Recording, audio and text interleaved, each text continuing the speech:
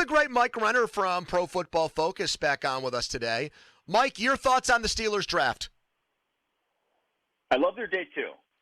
Day one, TBD. But no one knows how to scout quarterbacks anyway, so what do I know about the position? I like that take.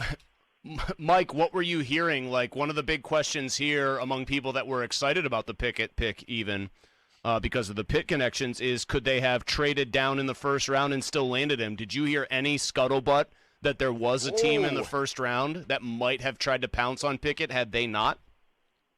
No, truthfully, the only smoke I heard prior was maybe the Saints, but afterwards I heard that the Saints were Olave all day long. Like that's obviously why they ended up trading up even more for Chris Olave. So there wasn't another team, I don't think, and so it would have been interesting to see had the Steelers passed on quarterback in the first round where just basically the quarterback class would have fallen. I'm not sure it would have gone too much differently. Maybe he does come off the board in the second, but I'm not sure he goes in the first. Mike, what's the argument for Kenny Pickett becoming a great NFL quarterback?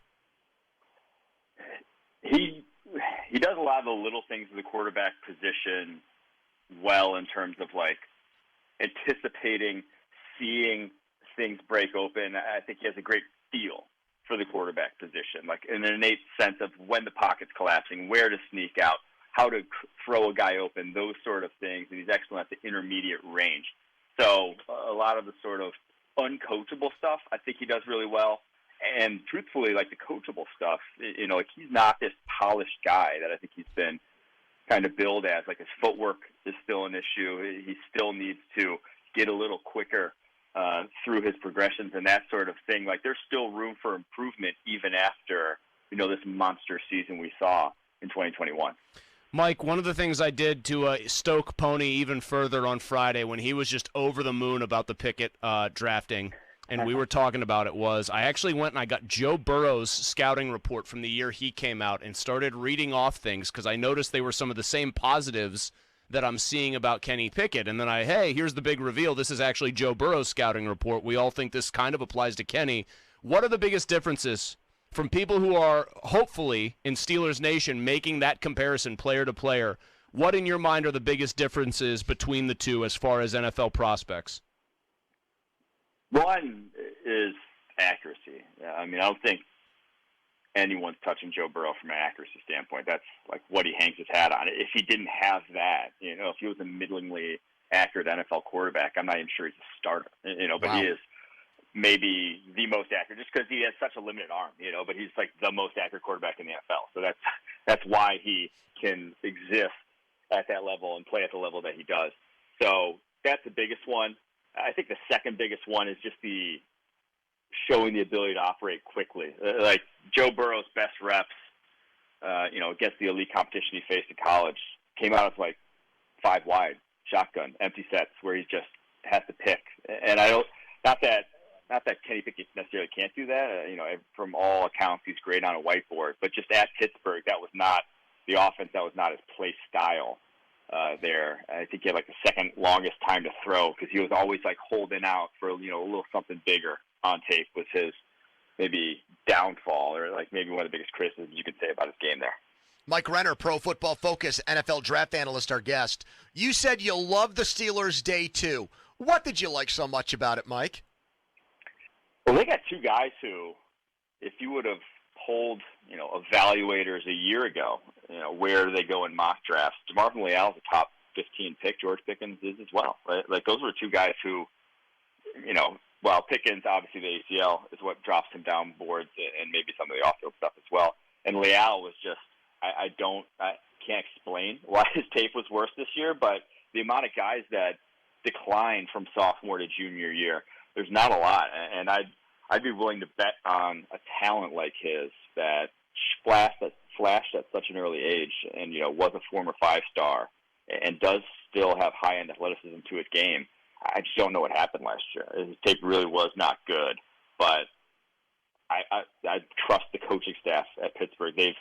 They've gotten a lot out of guys like that and a lot of their defensive line body types like Leal, so couldn't have gone to a better landing spot for him. What's the ceiling on George Pickens if the knee is right and whatever maturity concerns that were there at Georgia don't manifest in the NFL?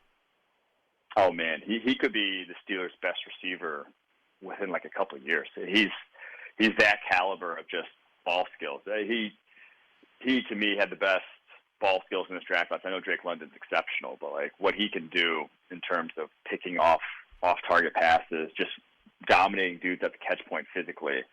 What he did as a freshman, sophomore to do that, it was pretty special. So I think he only had 2 drops his entire collegiate career. Like the guy's got incredible hands. Oh, I love hearing that because Deontay Johnson gets the drop season. So does Claypool, Mike. That's huge. Yeah.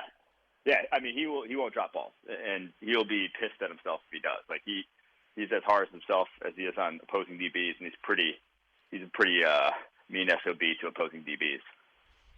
Okay, so the 4th round pick is this little guy that ran a 4.36 40, Calvin Austin from Memphis. What is he? That, right? Faster than that. So what is this guy, Mike? Truthfully at Memphis, he was not.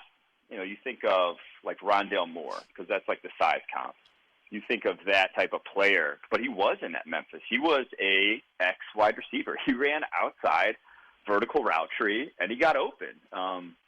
Now he's ridiculously explosive. I mean, from a testing perspective, was truly a special athlete, but he is 170 pounds. So you're gonna be capped when you are that size at the NFL level and what you can bring to the table. But man, I went down to the Senior Bowl, watched those practices. Guys couldn't even touch him at the line of scrimmage. I really can't believe they got him where they did. To me, he's better than Wan'Dale Robinson, who went 2 rounds earlier. And even at that size, even though he's like tiny, he actually has a pretty big wingspan. I think he has the exact same wingspan as Chris Olave.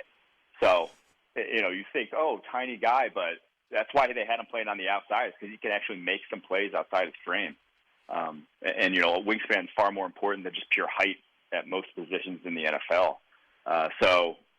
To me, he can be a gadget player, but offer more and probably be your slot weapon. Like any schemed up targets are going his way. Mike, did they deploy him at all at Memphis? Because we know Matt Canada likes the pre-snap motion. His real offense is a pre-snap motion. There's jet sweeps. Did they deploy him using jet sweeps or anything like that at Memphis? Was that part of his repertoire? A few times, but like it really wasn't for his production. Like Treylon Burks had a lot more of that kind of production, like the fake production on tape, than even Calvin Austin did. So like you look at his numbers, and it's all him winning one-on-one to get to those numbers. They did that a little bit with him, and when he did, he was dynamic, but they didn't do a ton of that. But I do think he is that guy in the offense now. He's the guy immediately who's getting those touches because the dude is explosive as hell. Mike Renner, Pro Football Focus, NFL draft analyst. What are the Steelers doing with this quarterback in the 7th round, Mike? What's this guy's deal from South Dakota State?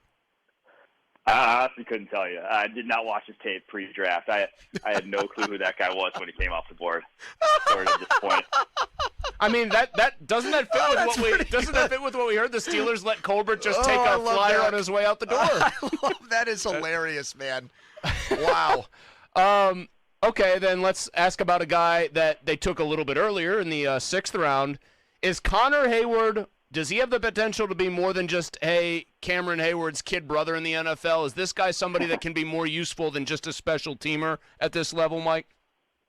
Yeah, I mean, he's a real receiver. And as far as, like, fullbacks go, like a real athlete, or H-backs or whatever, like the guy can actually move. He's not just a gap filler who you're going to rely on to go toe-to-toe. I think he's more of a modern fullback than even a Derek Watt is in what he can bring to the table in the passing game. So, yeah, I do think great connection, great story, but he's a real player in himself. Mike Renner, so bottom line here is you give the Steelers what kind of grade, Mike? Did they do a good enough job for you? I believe I went B+. Okay. Now, and first-round pick, again, no one has a great track record with quarterbacks. If anyone says they do, they're lying to you. But I was down on every quarterback in this class. So they really didn't – their hands were tied. They drafted who they thought was QB1. In this class, there really was no option anyone would have said was a home run at that pick. So that's where they had to go. So that went out the window. I love the rest of the draft. Rounds 2, 3, 4, in my opinion, they knocked out the park. Mike, where can people get your stuff? Yeah, go to PFF.com. Have a draft guide if you want to read up on all the Steelers picks, all the advanced data. And you can listen to me on the Tailgate podcast anywhere you get your podcast. Awesome. Thank you, Mike. We love having you on. Take care.